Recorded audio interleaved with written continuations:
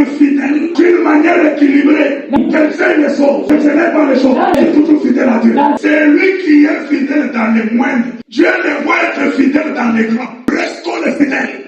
Quelle que soit la dimension que Dieu va nous utiliser, considérons tout le monde. Mais quand il était fidèle à Naomi, prête pas une porte, mais elle est fidèle. Cette porte l'amène à Boaz. Pour qu'il arrive à Boaz, elle doit être fidèle à Naomi. Il y a une vie éternelle qui t'attend. Mais sois d'abord fidèle à la parole. Sois fidèle d'abord à la parole. Et qui va t'amener au futur. C'est lui qui est fidèle. Il toucher l'héritage par l'adoption.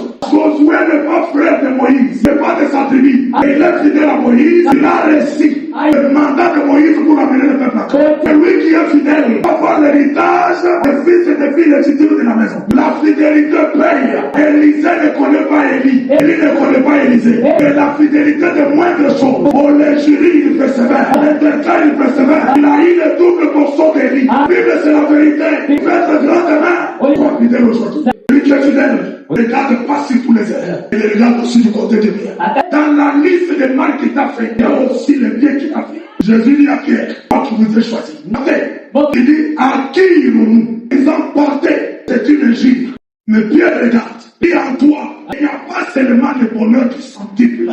Il y a aussi la vie éternelle. Je me détache de toi. Saurais cette vie où il y a des endroits qu'on ne quitte pas par erreur. La personne qu'on ne quitte pas par erreur. Il y a, je t'en supplie. Voudrais ce que tu vois. Reste fidèle. Dieu veillera ta fidélité. Le souffle de vie. La vie. Si on sait la fidélité de Dieu est liée à la vie, on ne peut pas jouer avec Dieu. Ce qui prouve la fidélité de Dieu dans ta vie, le souffle de vie qu'il t'a donné aujourd'hui, c'est une grande preuve. C'est ce qui prouve. Il y a des gens qui ont des maisons, ils ne vivent pas. Il y a des gens qui ont des véhicules, ils ne vivent pas. Le fait que tu t'es réveillé aujourd'hui, la tête dans une douche, tu t'es lavé, tu as pris ta robe, tu as pris ton pantalon, tu as pris ta chemise, tu es sorti dans ta parcelle, tu as cherché la moto, tu es venu à pied. Ce n'est pas toi, ce n'est pas toi, c'est la fidélité de Dieu qui s'est éprouvée dans ta vie. Dieu n'était pas fidèle à toi, pour mettre même créer un vélo. Osons la fidélité, voilà. Alors tu n'en donnes pas, loupe, tu ne loupes pas.